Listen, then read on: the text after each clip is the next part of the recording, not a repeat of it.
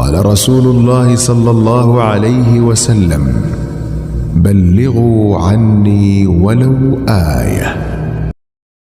نحمد ونصلي على رسوله الكريم. اعوذ باللہ من الشیطان الرجیم. بسم اللہ الرحمن الرحیم. عن ابی الدرداء رضی اللہ تعالی عنہ قال: قال رسول اللہ صلی اللہ تعالی علیہ وسلم: من صلى الضحى ركعتين لم يكتب من الغافلين، ومن صلى 4 كتب من العابدين، ومن صلى 6 كفي ذلك اليوم، ومن صلى 8 كتبه الله من القانتين، ومن صلى 12 بنى الله له بيتا في الجنة. سیدنا حضرت ابو الدرداء رضی اللہ تعالی عنہ سے روایت ہے کہ رسول اللہ صلی اللہ تعالی علیہ وسلم نے ارشاد فرمایا کہ جس نے چاشت کی 2 رکعت پڑھی تو اس کا نام غافلین میں نہیں لکھا جائے گا. جس نے 4 رکعت پڑھی تو اس کا نام عابدین میں لکھا جائے گا. جس نے 6 رکعت پڑھی اس دن اس کی کفایت کی جائے گی. جس نے 8 رکعت پڑھی اسے اللہ تعالیٰ جل شانہ اطاعت شعاروں میں لکھ دیں گے. اور جس نے 12 رکعت پڑھی تو اس کے لیے اللہ تعالیٰ جل شانہ جنت میں گھر بنا دیں گے. اللہ پاک کا بہت بڑا احسان ہے کہ اس نے ہمیں مسلمان بنایا، اور ہر مسلمان اللہ پاک کا محبوب اور مقرب بندہ بننا چاہتا ہے. اللہ پاک نے بنی آدم کو اپنا محبوب و مقرب بندہ بننے کے لیے بہت سے ذرائع بیان فرمائے ہیں جن کے ذریعے بندہ اللہ پاک کا محبوب مقرب بندہ بن سکتا ہے. ان میں سے ایک ذریعہ نفلی نمازیں بھی ہیں. بندہ نفلی نمازیں پڑھتا رہتا ہے یہاں تک کہ اللہ پاک اس کو اپنا محبوب و مقرب بندہ بنا لیتا ہے. چنانچہ سیدنا حضرت ابو ہریرہ رضی اللہ تعالی عنہ سے روایت ہے کہ حضور اکرم صلی اللہ تعالی علیہ وسلم فرماتے ہیں کہ اللہ پاک نے فرمایا: میرا بندہ نوافل کے ذریعے میرا قرب حاصل کرتے کرتے اس مقام کو پہنچ جاتا ہے کہ میں اسے اپنا محبوب بنا لیتا ہوں. سیدنا حضرت ابو ہریرہ رضی اللہ تعالی عنہ سے روایت ہے کہ نبی پاک صلی اللہ تعالی علیہ وسلم نے ارشاد فرمایا: جو چاشت کی 2 رکعتیں پابندی سے ادا کرتا ہے اس کے گناہ معاف کر دیے جاتے ہیں اگرچہ سمندر کے جھاگ کے برابر ہوں. نماز ضحیٰ جس کے معنی آفتاب کا بلند ہونا، دن کا چڑھنا، چنانچہ آفتاب بلند ہونے کے بعد پڑھی جانے والی نماز کو نماز ضحیٰ کہتے ہیں.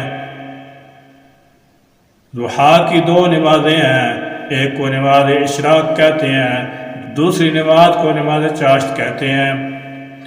یعنی بقدر 1 یا 2 نیزے تک آفتاب بلند ہونے کے بعد جب کہ مکروہ وقت ختم ہو جاتا ہے اور نماز پڑھتے وقت شروع ہو جاتا ہے تو پہلے پیر تک ضحیٰ کی جو نماز پڑھی جاتی ہے اسے اصطلاح میں نماز اشراق کہتے ہیں.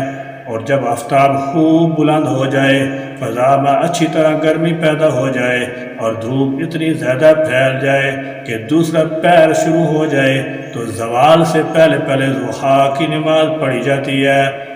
وہ اصطلاح میں نماز چاشت کہلاتی ہے.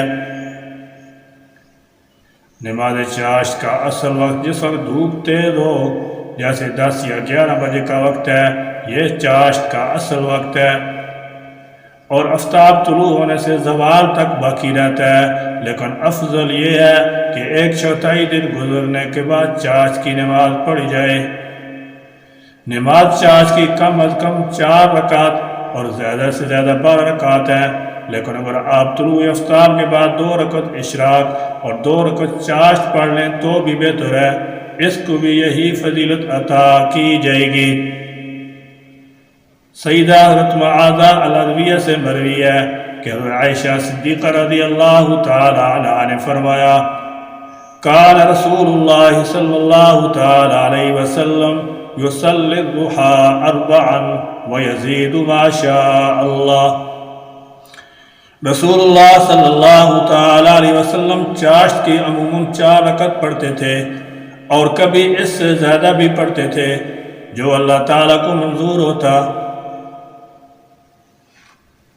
سیدہ حضرت ام ہانی رضی اللہ تعالی عنہ فرماتی ہیں کہ نبی اکرم صلی اللہ تعالی علیہ وسلم فتح مکہ کے دن میرے گھر تشریف لائے، غسل کیا اور 8 رکعت نماز پڑھی۔ میں نے کبھی اس سے ہلکی پھلکی نماز نہیں دیکھی، لیکن آپ صلی اللہ تعالی علیہ وسلم اس نماز میں بھی رکوع سجود پورا کر رہے تھے۔ سیدہ ام ہانی رضی اللہ تعالی عنہا فرماتی ہیں کہ یہ چاشت کی نماز تھی۔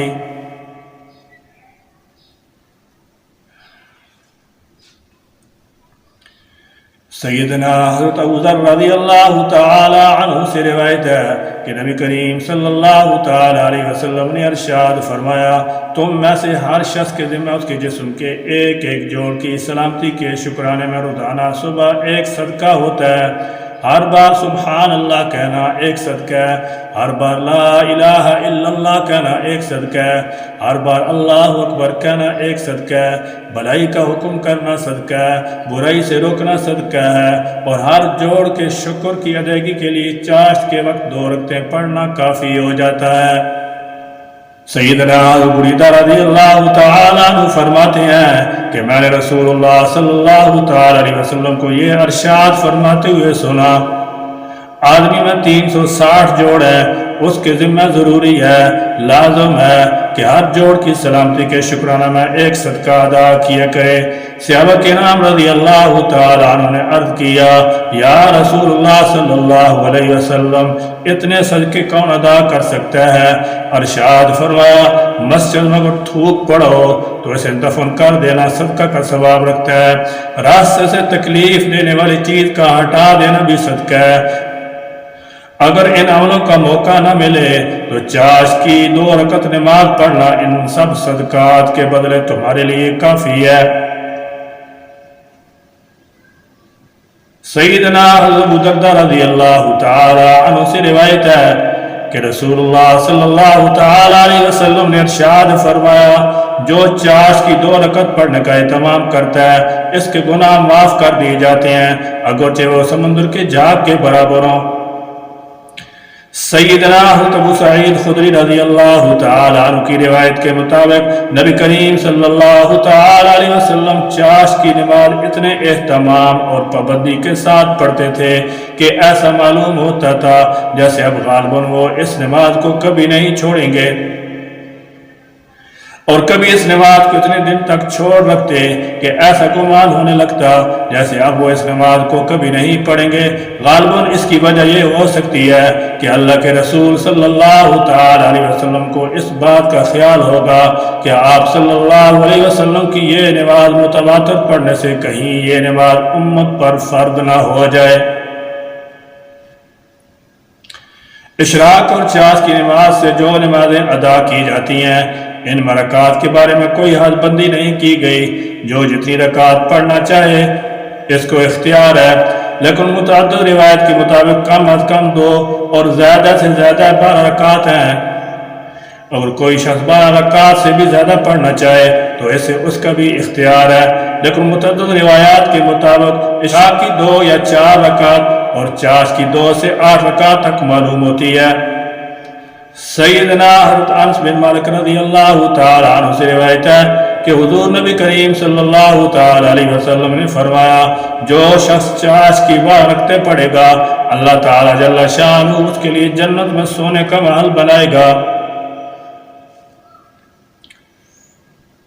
ام المومنین سیدہ حضرت عائشہ رضی اللہ تعالی عنہا سے مروی ہے کہ حضور نبی کریم صلی اللہ تعالی علیہ وسلم چاشت کی 4 رکعت پڑھتے تھے اور اللہ تعالی جس قدر زیادہ چاہتا اتنی زیادہ پڑھ لیتے تھے۔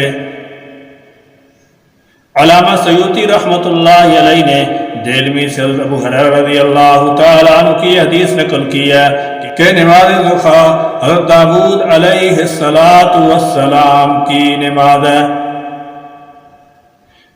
ابن نجار نے حضرت سیدنا ثوبان رضی اللہ تعالیٰ عنہ کی حدیث نقل کی ہے کہ نماز ضحیٰ وہ نماز ہے جس حضرت نوح علیہ السلام، حضرت ابراہیم علیہ السلام، حضرت موسیٰ علیہ السلام، حضرت عیسیٰ آدم علیہ السلام ہمیشہ پڑھا کرتے تھے۔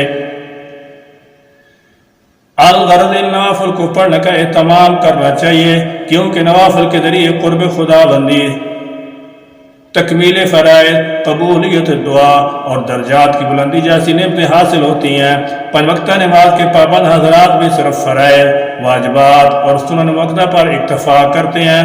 اللہ تعالیٰ کا مزید قرب اور درجات کی بلندی کے لیے نوافل کا بھی اہتمام کرنا چاہیے۔ ربنا تقبل منا انك انت السميع العليم وتب علينا انك انت التواب الرحيم واخر دعوانا الحمد لله رب العالمين۔